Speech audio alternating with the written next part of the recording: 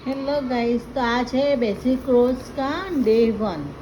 Basic to advance का आज हम डे 1 से न्यू स्टार्टिंग करेंगे। तो उसमें बेसिक थ्रेडिंग आएगी। पहले डे 1 में हम सिखाएंगे बेसिक थ्रेडिंग। अब बेसिक थ्रेडिंग में आईब्रो में क्या टूल्स की ज़रूरत है, तो आईब्रो में सबसे क्या सामग्री चाहिए। तो आईब्रो में 40 नंबर की रील, थ्रेड, छोटी सीजर અને पाउडर या जेल या मॉइस्चराइजर। अब क्वेश्चन है, किस तरह की स्किन पर जेल लगाया जाता है। किस तरह की स्किन पे जेल का यूज़ होता है। यहाँ पे अब आप भी सोच रहे होंगे कि पाउडर या जेल। पाउडर तो सबको ही पता है, पर जेल किसी को ही पता होगा, ज़्यादा किसी को पता नहीं होगा। इसलिए किस तरह की स्किन पर जेल लगाया जाता है, तो डैंड्रफ वाली स्किन पे, ड्राई स्किन पे, सेंसिटिव स्किन पे, जैसे किसी का फेस एकदम ड्राई होता है, डैंड्रफ वाला। अभी गर्मी में इतना पता नहीं चलेगा, बाकी ठंडी में आपको ये स्किन वाले देखने मिलेंगे। मैं आईब्रो को ड्राइंग किया है। नेक्स्ट,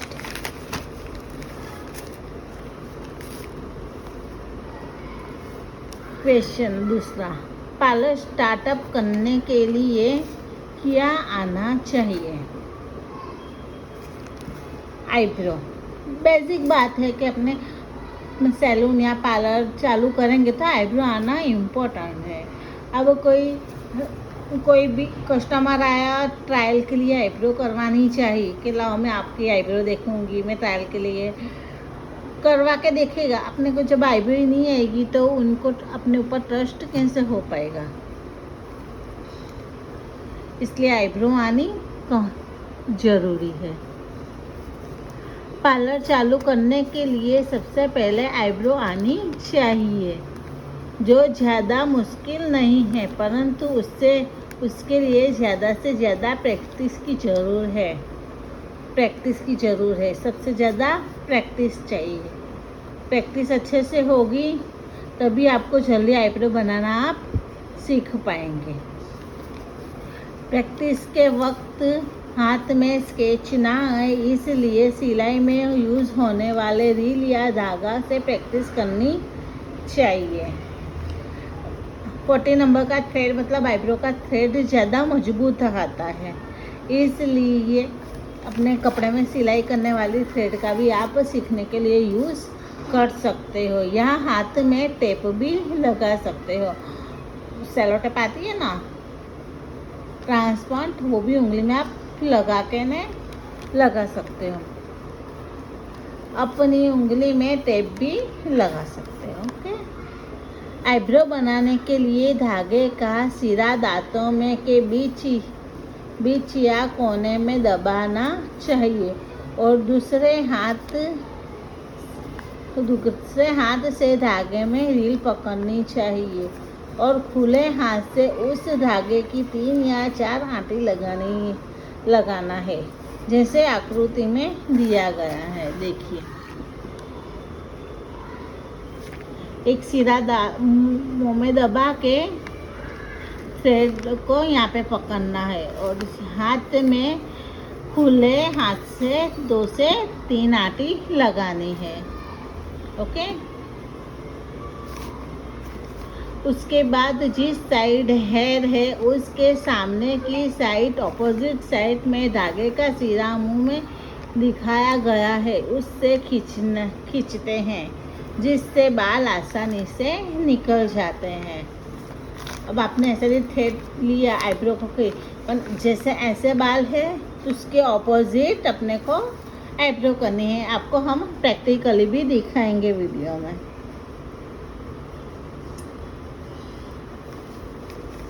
जिसके बाल आसानी से निकल जाते हैं और आईब्रो की शेप आने लगती है।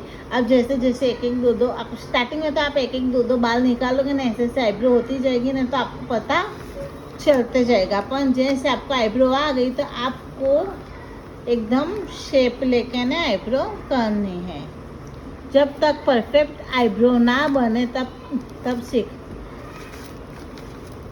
सीखें तब तक हाथ या पैर की रूहें या तो वेलवेट के कपड़े पर भी आईब्रो ड्रॉ भी कर सकते हैं। आईब्रो ड्रॉ करके उसके अंदर प्रैक्टिस कर सकते हैं। वेलवेट का कपड़ा आता है, हाथ पैर आते हैं। वेलवेट के कपड़े में आप आईब्रो की शेप दे के उससे लाइन से ऐसे आईब्रो का धागा निकाल सकते हैं। आईब्रो हमेशा नीचे से स्टार्ट करनी चाहिए, ऊपर से नहीं। ऊपर से आईब्रो बनाने से जल्दी बढ़ने लगती है।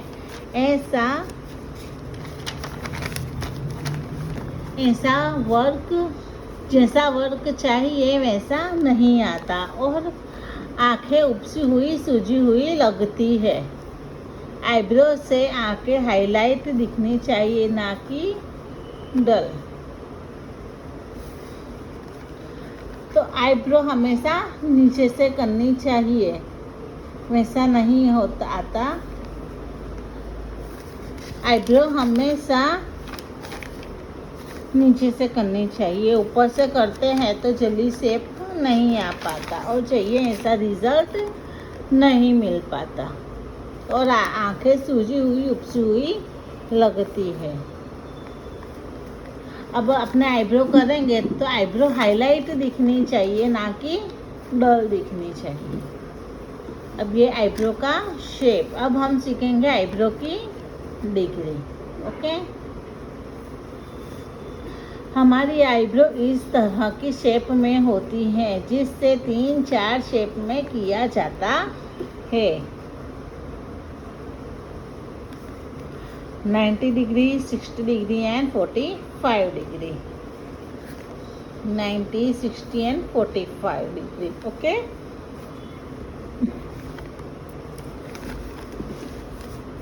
अब हम 90 डिग्री का मीनिंग समझाएंगे। 90 डिग्री का मीनिंग नाक के नीचे से की डंडी की ऊपर के बाल 90 डिग्री गिने जाते हैं। यह नाक आती है ना, नाक की नोज के ऊपर की जो बाल है उसको 90 डिग्री गिना जाता है। 90 डिग्री पे कभी आईब्रो बनानी नहीं है। जो बनाएगा तो वहाँ से स्केच आ जाएगा, कट भी लगता है और वो बाल आने में लंबा वक्त लगता है और उसका ग्रोथ कम होता है, तो बाल आते भी नहीं हैं। आप यहाँ पे आईब्रो बनाने जाओगे तो जल्दी यहाँ पे आईब्रो नहीं हो पाएगी, क्योंकि यहाँ पे नोज नड़ती है और यहाँ पे कट भी लग जाएगा। कट वट सब लग जाएगा तो फिर यहाँ पे आईब्रो भी नहीं अब बाल नहीं कम आते हैं, ग्रोथ जल्दी नहीं हो पाती। इसलिए यहाँ पे देख के 1-2 बाल है साइड से लगा लो, बाकी यहाँ पे आईब्रो शेप नहीं देनी है। वहाँ पे थ्रेड नहीं लगाते। आईब्रो बन जाने के बाद छोटी सी सीजर से उन्हें सिर्फ ट्रिम करते हैं, जो ज़रूर लगे तो।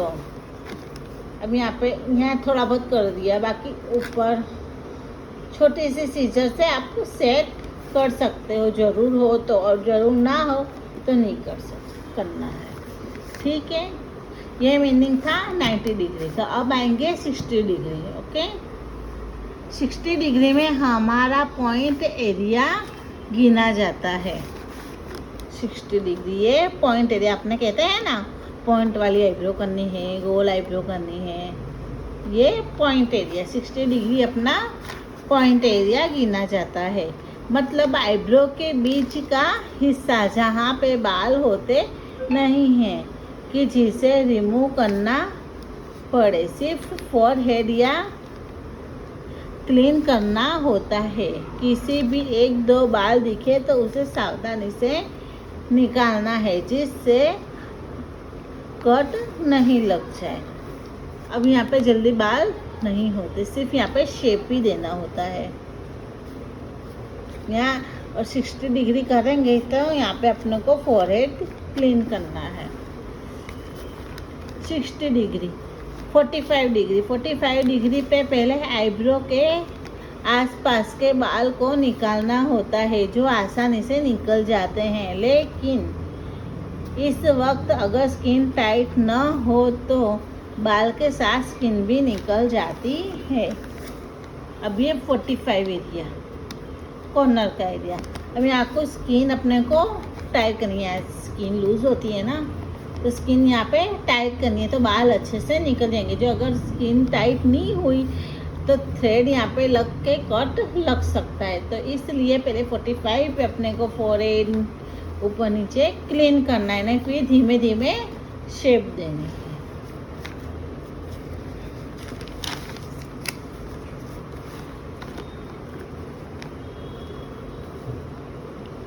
तो ध्यान रखें कि 45 डिग्री आईब्रो करते वक्त स्किन को खींच के टाइट करनी है।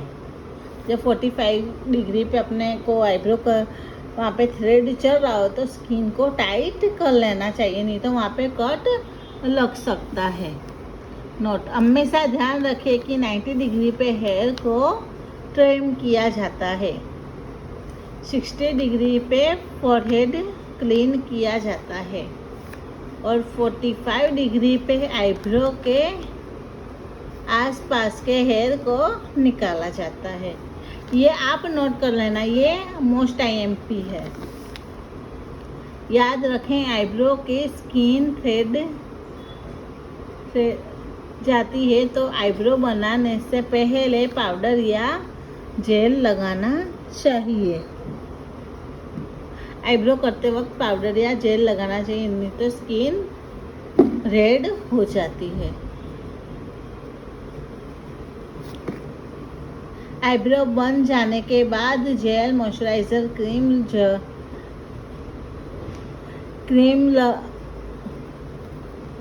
क्रीम लगा के उस पे रेडनेस दूर हो जाती है। क्रीम लगा ले, नहीं तो उसके ऊपर रेडनेस आ जाएगी। मतलब आईब्रो हो जाए उसके बाद जेल या मॉइस्चराइजर आप यूज़ करते सकते हो, नहीं तो आईब्रो रेड दिखने लगेगी। आपका आईब्रो का ऊपर नीचे की स्किन आपको रेड हो जाएगी। ठीक है, इसलिए आईब्रो हो जाने के बाद क्रीम या मॉइस्चराइजर ज़रूर लगाना है। अब है डे टू अपने कल देखेंगे। ठीक है, तो आज हमने कराया डे 1। तो आप डे 1 को अच्छे से नोटिस कर लेना और आप अपने बुक में भी उतार सकते हैं, देख लीजिए।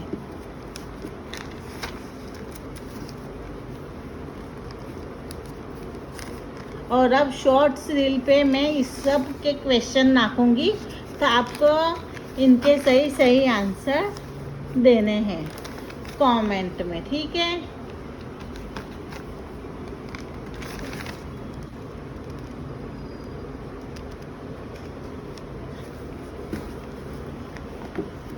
तो वीडियो को सब्सक्राइब कीजिए, लाइक कीजिए, कमेंट कीजिए। मैं जो भी क्वेश्चन पूछूंगी मुझे उन सब के आंसर कमेंट में चाहिए। सो प्लीज़ गाइस सब्सक्राइब कीजिए, फॉलो कीजिए और लाइक कीजिए, कमेंट कीजिए और आगे ज़्यादा से ज़्यादा शेयर कीजिए। Thank you.